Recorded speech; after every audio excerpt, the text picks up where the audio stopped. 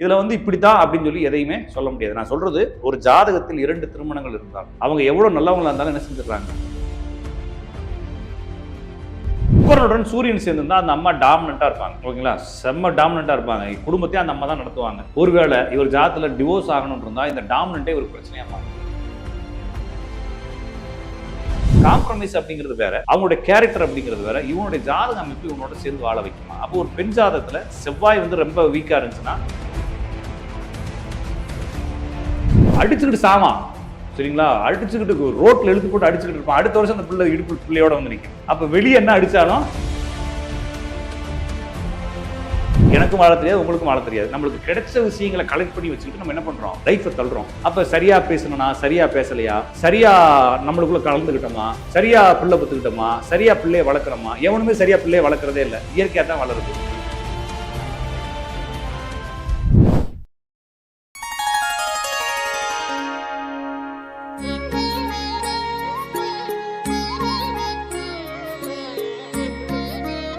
வணக்கம் சார். வணக்கம்ங்க, நேர்ல வணக்கம். Okay sir. சார், இப்போ ஜாதக ரீதியா ஒருத்தருக்கு, ஆணா இருக்கட்டும் பெண்ணா இருக்கட்டும், இவங்களுக்கு பெஸ்டான பேர் இவங்க தானே எப்படி சார் நம்ம தெரிஞ்சுக்கிறது? ஏன்னா நம்ம இப்போ பொருத்தம் பார்க்குற எல்லாம் இருக்கும். உதாரணமா சொல்றேன் சார், இப்போ ரொம்ப மனைவி ரொம்ப பண்பா இருப்பாங்க, பொறுமையான குணமா இருப்பாங்க, நல்ல குணமா இருப்பாங்க. ஆண் பார்த்தீங்க அப்படின்னா குடிக்கிறதா இருக்கட்டும், இல்லை அவங்களை அடிக்கிறதா இருக்கட்டும், அப்படிதான் நான் கேள்விப்பட்டிருக்கேன். அப்படியே ஆண் பார்த்தீங்க அப்படின்னா ரொம்ப பண்பானதா இருப்பாரு, பொறுமையா இருப்பாரு. ஒய்ஃப் பார்த்தீங்க அப்படின்னா ரொம்ப ரகடா இருப்பாங்க. யாருக்குமே சரியா அமைய மாட்டேங்குது. அது இப்படி சரியா அமையனா என்ன சார் ஜாதக ரீதியா? அப்ப நீங்க மைண்ட்ல வந்து கான்ட்ரோவர்சியான 2 பேரும் சேருவாங்கன்னு மைண்ட் ஃபிக்ஸ் பண்ணி வச்சிருக்கீங்க. இப்போ வரைக்கும் ஆமாங்க சார். அப்படிலாம் இல்ல, மாறி நிறைய மாற்றங்கள் இருக்கு. இது என்னன்னா, நம்ம பேசிக்கா வந்து இவர் 2 பேரும் சேர்ந்து வாழ்வாங்களா அப்படின்னு மட்டும் ஜாதகத்துல பார்க்கலாம். இவங்களுக்கு என்ன மாதிரி குணமுள்ளவங்க வருவாங்கன்றதையும் ஜாதகத்துல பார்க்கலாம். இப்ப ஒரு உதாரணத்துக்கு ஒரு எக்ஸ் பர்சன் இருக்காரு அப்படின்னா, அவர் வந்து ஒரு ரொம்ப டெம்பரான ஆளு, சின்ன சென்சிட்டிவான ஆளு. சின்ன விஷயங்கள் கூட அவர் முரட்டுத்தனமா ஹேண்டில் பண்ணுவார். ஓகேங்களா, அவரே பொண்டாட்டிட்டு அதெல்லாம் செய்ய மாட்டார். ஏன்னா ரொம்ப நாள் வாழணும் இல்லைங்களா, ரொம்ப நாள் வாழணும். அப்ப என்ன பண்றாங்கன்னா காம்ப்ரமைஸ் பண்றாங்க. இதே இது வந்து ரொம்ப சாஃப்டா இருப்பாரு, பொண்டாட்டி சின்ன பிரச்சனை வரணும்னா ரொம்ப ரகுடா மாதிரி டிவோர்ஸ் பண்ணிட்டு போயிடுவாரு. அவர் காம்ப்ரமைஸ் பண்ண தெரியலன்னு அர்த்தம். அப்ப இதுல யார் சரியான ஆளு அப்படின்றதுன்னா ஜாதகம் தான் சொல்லுது. சரியான ஆள் தப்பான ஆள், ஜாதகத்தை பொறுத்த அளவுக்கு இவர் வந்து பிரிஞ்சு போயிடுவான்னு இருந்தா பிரிஞ்சு போயிடுவாங்க. அவங்க 2 பேரும் சாஃப்ட் கேரக்டரா இருக்கலாம், ரஃப் கேரக்டர். ஏன்னா இதே பொண்ணு தானே டிவோர்ஸ் பண்ணி ஒன்னொருத்தரோட நல்லா வாழுது, சரிங்களா. இதே ஆளு தானே இன்னொரு பொண்ணை நல்லா வச்சு பாத்துக்கிறான்ற மாதிரி இவங்களுக்கு செட் ஆகாது அப்படின்றது ஜாதகத்துல. இந்த ஆளுக்கு எவனை கல்யாணம் பண்ணாலும் செட் ஆகாது கண்டிப்பா. ஆனா இந்த பொம்பளைக்கு எவனை கல்யாணம் பண்ணாலும் செட் ஆகாதுன்னு இருக்கு.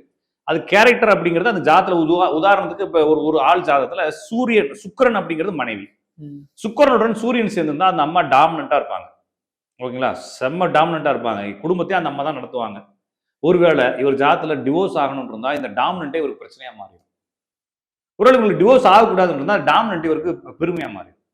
நம்மளுக்கு ஒன்றும் பிரச்சனை இல்லை, வீட்டுல பொண்டாட்டி பார்த்துக்கோம், நம்ம வேலைக்கு வந்தோமா ஜாலியா என்ஜாய் பண்ணிட்டு போகணும்னு சொல்லுவாரு. இதே இவருக்கு பிரச்சனை இருக்கக்கூடிய ஜாதகமா இருந்தா அந்த பொம்பளை அது வாயாது அப்படின்ற மாதிரி கேள்வி இருக்கும், சரிங்களா. அப்ப 2க்கும் வித்தியாசம் என்னன்னா இவருடைய ஜாதக அமைப்புகள். அப்ப வந்து கேரக்டர் எந்த கேரக்டரா இருந்தாலும் அக்செப்ட் பண்ணக்கூடியது அவங்களுடைய ஜாதக அமைப்புகள். அப்ப என்னன்னா இவருக்கு 2 கல்யாணம் ஆகக்கூடாதுன்னு இருந்தா அது என்ன கண்டிஷன் தான் செஞ்சுக்குவாரு, அக்செப்ட். இப்ப இன்னைக்கு காலைல கூட சொன்னேன், கிளாஸ்ல சொன்னேன், மைனான ஒரு படத்துல ஒருத்தன் பல்ல கொண்டாடிட்ட பேசிக்கிட்டு இருப்பான். அது எவ்வளவு பெரிய சமரசம் பண்ணிக்கிறான் பாருங்க வாழ்க்கையில. அவ்வளவு முரட்டுத்தனமா காம்ப்ரமைஸ் பண்றவனு இருக்கத்தானே செய்யறான் இல்லைங்களா. பாத்துமா பேர் கட்டுற போதுன்னு சொல்ற மாதிரி அவ்வளவு காம்ப்ரமைஸ் பண்றவனு இருக்கிறான் இல்லைங்களா. சின்ன விஷயத்துக்கு சந்தேகப்பட்டுட்டு மொத்தத்துக்கு சொல்லி முடிக்கிறவனும் இருக்கிறான். அப்ப 2மே அது அவனுடைய ஜாதகம் தான். இவனுடைய காம்ப்ரமைஸ் அப்படிங்கிறது வேற, அவங்களுடைய கேரக்டர் அப்படிங்கிறது வேற. இவனுடைய ஜாதக அமைப்பு இவனோட சேர்ந்து வாழ வைக்குமா? அப்போ ஒரு பெண் ஜாதகத்துல செவ்வாய் வந்து ரொம்ப வீக்கா இருந்துச்சுன்னா கணவனுடன் வாழ்வதில் சிக்கல் இருக்கும். ஒரு ஆண் ஜாதகத்துல சுக்கிரன் வீக்கா இருந்துச்சுன்னா மனைவியோட வாழ்றது சிக்கல் இருக்கும். இன்னொரு விஷயம், எல்லாரும் என்ன நினைக்கிறாங்கன்னா, ஒரு கணவனோ மனைவியோ, என்னுடைய எக்ஸ்பீரியன்ஸ் தான் சொல்றேன், இது என்னுடைய கருத்தா கூட நீங்க வச்சுக்கோங்க. ஓகே, ஒரு கணவன் ஒரு மனைவி எதற்காக கல்யாணம் பண்றான்? அவங்களோட லைஃப் வாழணும், சந்தோஷமா இருக்குதான் கல்யாணம் பண்றான். புரியுதுங்களா? எல்லாமே அவங்கவுங்கள சந்தோஷப்படுத்துறது தான் யதார்த்தம் தான், சரிங்களா. இத 2 பேரும் புரிஞ்சுக்கணும், ஃபர்ஸ்ட் பாயிண்ட். இன்னொரு விஷயம், இப்ப நீங்க நம்ம 2 பேர் இருக்கோம், நம்ம 2 பேரும் சண்டை போடுறோம், சரிங்களா. இப்ப யாரு ஆரம்பிச்சது, யாரு பிரச்சனைன்னு சொல்லி முடிவு பண்றோம்னு வச்சுக்கோங்களேன். இந்த முடிவுனால என்ன நடக்க போகுது? ஒண்ணுமே ஆகப்போறது. ஒருவேளை தண்டனை கொடுக்கறதா இருந்தா நம்ம வந்து என்ன செய்யலாம், தீர்ப்பு எழுதலாம். ஆமா, இவங்கதான் தப்புனாங்க, இவங்க தான் தப்புனாங்க அப்படின்னு சொல்லலாம். புருஷன் பொண்டாட்டிக்குள்ள சண்டை வருது, சரிங்களா? இதுல யாருக்கு தண்டனை கொடுக்க போறோம்? முடியாது. இல்ல தண்டனை கொடுக்க வேண்டிய அவசியமும் இல்ல. ஆமா. அப்ப ஒருவேளை புருஷன் தான் தப்பு பண்ணிட்டாரு, அது பொண்டாட்டியும் ஏத்துக்குச்சு, புருஷன் யாரும் ஏத்துக்கல, சரி ஏத்துக்காட்டதுனால பொண்டாட்டிக்கு என்ன ஆக போகுது? இன்னைக்கு நைட்டா இருந்தாலும் கொண்டுணுமா கழுத்து நடிச்சு ஒண்ணும் கிடையாது இல்லைங்களா? முடியாது. அப்ப என்னன்னா காம்ப்ரமைஸ் அப்படிங்கிறது தான். என்னன்னா ஏதோ ஒரு மிஸ்டேக் தான் நடந்துச்சு. அந்த மிஸ்டேக் அப்படின்னு நடக்கிறத சகஜம் அப்படின்னு சொல்லிட்டு அடுத்த ஸ்டேஜ் யாரு ஜம்ப் பண்ணி போறாங்களோ அவங்க தப்பிச்சுக்குவாங்க ஒண்ணு. அதுக்கப்புறம் பாரம்பரியமாகவே இந்த லைஃப் அப்படித்தான் இருக்கும். இன்னைக்கு சண்டை வரும், நாளைக்கு சேர்ந்துக்குவோம் அப்படின்னு ஒரு மைண்ட் செட் இருக்கும் சிலருக்கு. அது இருக்கிறவங்களும் தப்பிச்சுக்குவாங்க. சிலர் வந்து அவன் என்ன சொல்றது நம்ம என்ன கேட்கறதுன்ற ஒரு மைண்ட் செட் இருக்கும்.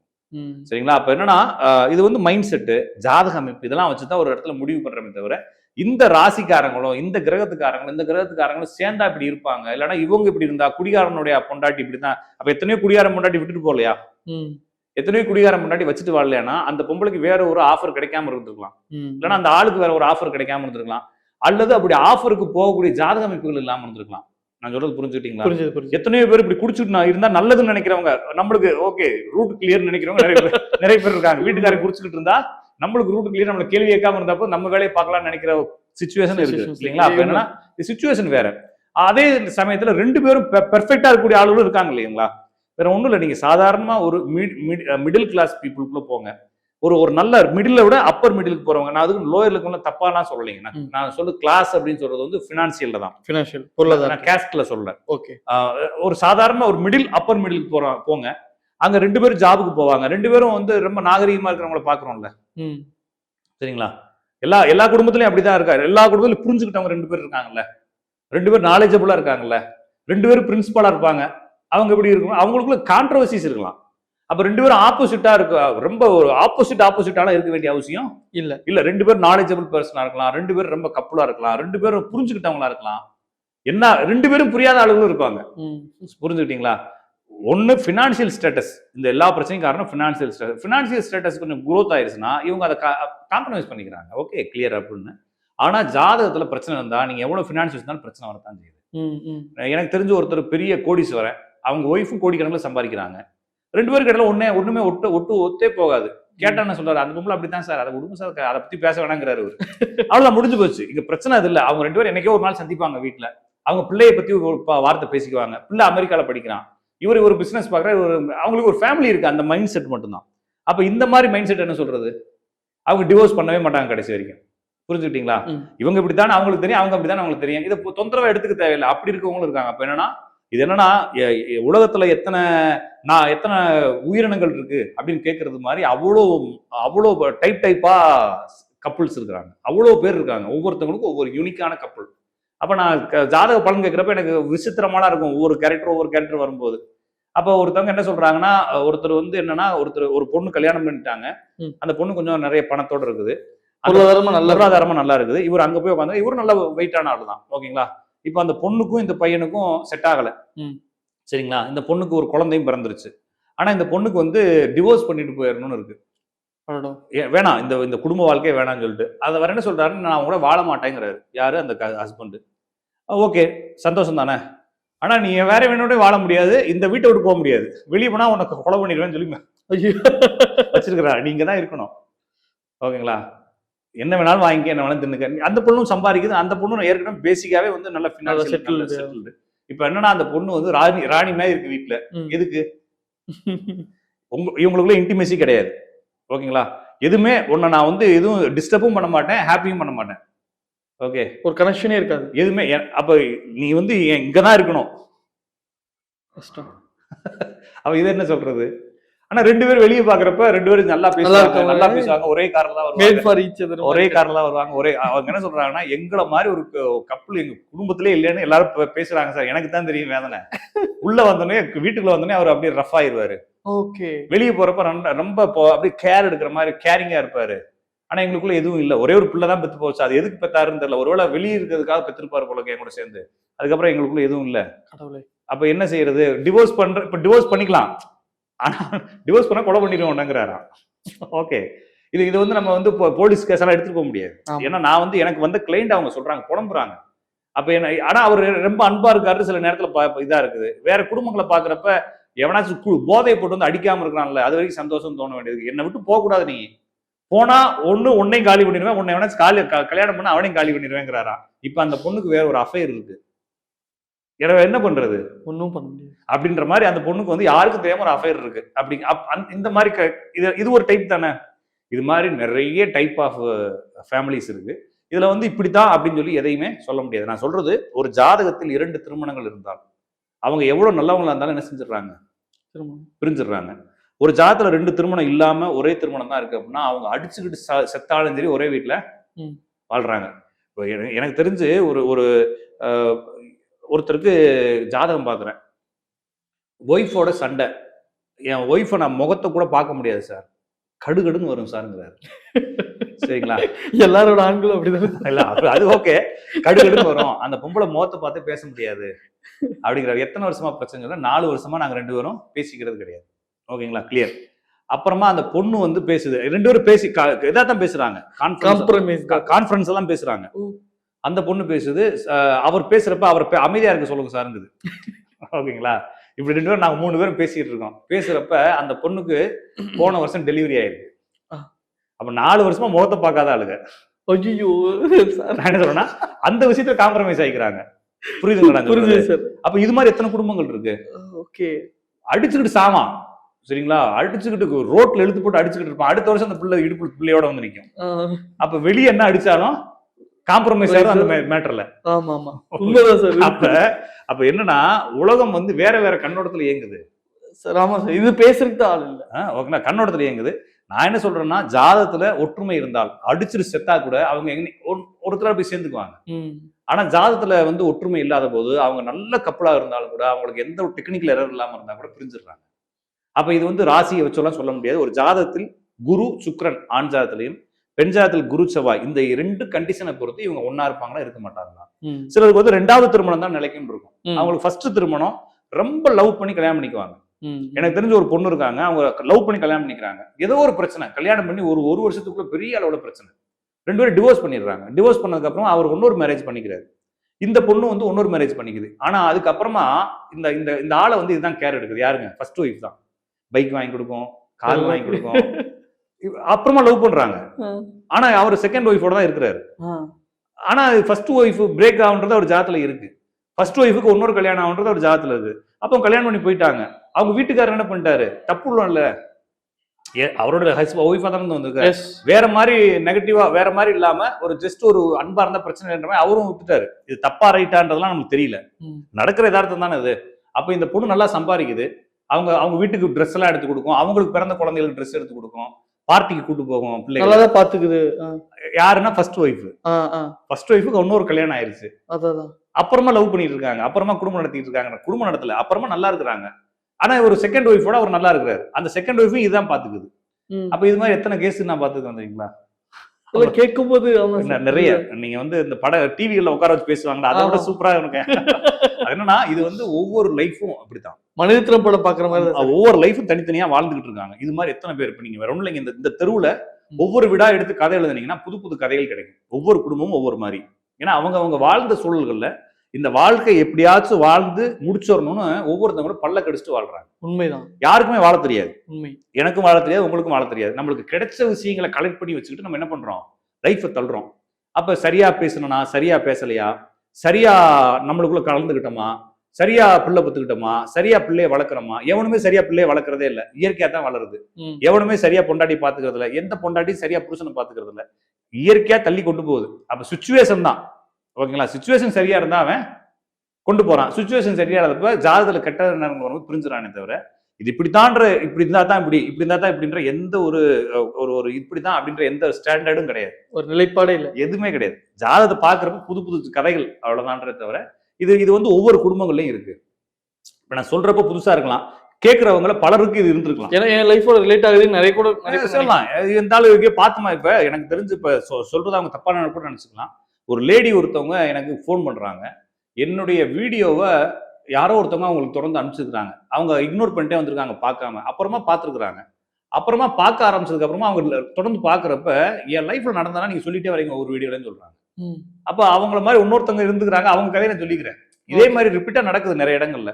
அப்ப நம்ம புரிஞ்சுக்க வேண்டியது இது நம்ம பேசுறதுக்கு வேணா ஒரு மாதிரி குழப்பமான, இதையே வாழ்றவங்க நிறைய பேர் இருக்கதான் செய்யறாங்க. இருக்கத்தான் செய்யறாங்க. இங்க இருந்து போயிட்டு அமெரிக்கால போய், ஜெர்மன்ல போய், ஜப்பான்ல போய் நிறைய லேடிஸோ நிறைய ஜென்ஸோ மாட்டிட்டு வெளியே வர முடியாம இருக்கிறாங்க. உண்மை. இங்க இருந்து போறாங்க, கப்புலா போறாங்க, அங்க போயிட்டு என்ன செய்யறாங்கன்னா வாழ்றாங்க, அவங்களுக்குள்ள பிரச்சனை.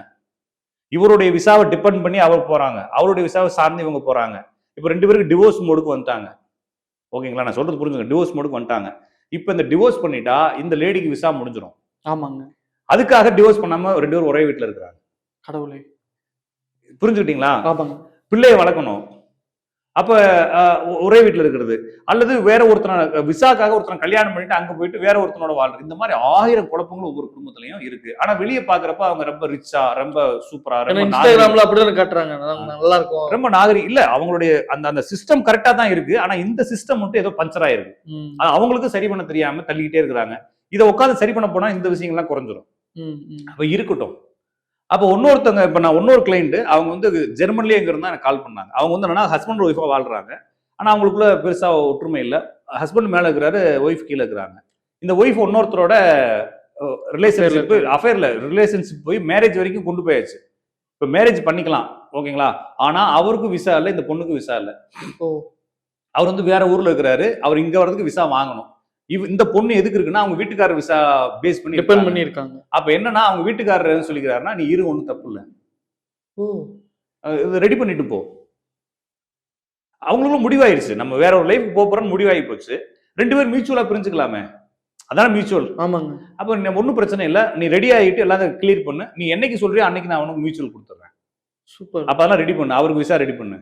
அப்ப இவர் ஹெல்ப் பண்றாரு. இது மாதிரி எத்தனை குடும்பங்கள் ஒவ்வொன்றும் ஒவ்வொரு மாதிரிங்க. ஏன்னா அவங்க தேவையை புரிஞ்சுக்கிட்டு வாழ்றாங்க. நம்மளுக்கு வேணா அது அசிங்கமாவோ அவமானமாவோ குழப்பமாவோ இருக்கலாம். அவங்களுடைய லைஃப்ல அவங்க ஹாப்பியா இருக்கிறாங்க. அப்ப சிலர்னால முடியல, சிலர்னால முடியுது. அப்படிதான் எடுத்துட்டு போனோமே தவிர நம்ம வாழ்ற வாழ்க்கை மட்டும் சரின்னு நம்ம நினைக்க கூடாது. கண்டிப்பா இல்லைங்களா? நீங்க சொல்லும்போது எனக்கு இன்னொரு புரிதல் சார். இப்போ பொதுவாகவே பாத்தீங்கன்னா இதெல்லாம் தப்பு, இதெல்லாம் அசிங்கம், அதெல்லாம் கிடையாது.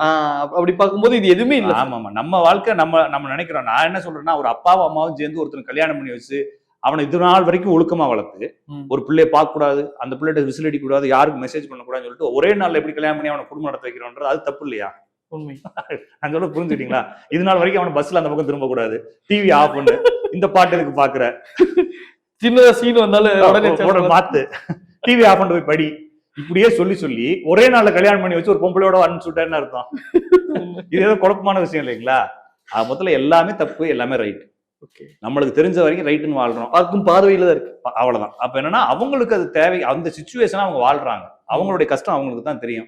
அதை விட்டா அவங்களுக்கு வேற வழி இல்லைங்க. நான் சொல்றது புரிஞ்சுக்கிட்டீங்களா? கரெக்ட். விட்டா வேற வழி இல்ல.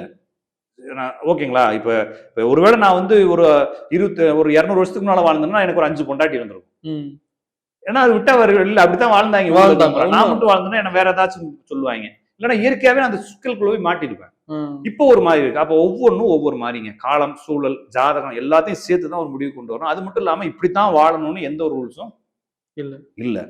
புரிஞ்சுக்கிட்டீங்களா? அதே மாதிரி நிறைய பேருக்கு குழந்தை பிறக்கிறதுக்காக சரகேசி மெத்தட் போறாங்க, செமன் டோனர் போறாங்க, தெரிஞ்சேதான் செய்யறாங்க. இப்ப போன வாரம் ஒரு கிளைண்ட், ஒரு அம்மா வந்து கால் பண்றாங்க, எங்க 2 பேருக்கு இடையில குழந்தை இல்லைன்னு முடிவாயிருச்சு, கர்ப்பப்பை எடுத்துட்டாங்க. இது வந்து மலேசியாவோ சிங்கப்பூரோ, கர்ப்பப்பை எடுத்துட்டாங்க, எனக்கு இனிமேல் குழந்தை பிறக்காது, எங்க வீட்டுக்காரருக்கு நான் இன்னொரு கல்யாணம் பண்ணி வைக்கலாமான்னு கேட்கறாங்க. என்ன பண்றது? அப்ப வேற ஏதாச்சும் செமன் டோனர் இது சரகேசி போய்க்குங்க அப்படின்னா, நாங்க வந்து இல்லைங்க சரகேசி வேணாம்னு சொல்லிட்டாரு எங்க வீட்டுக்காரரு.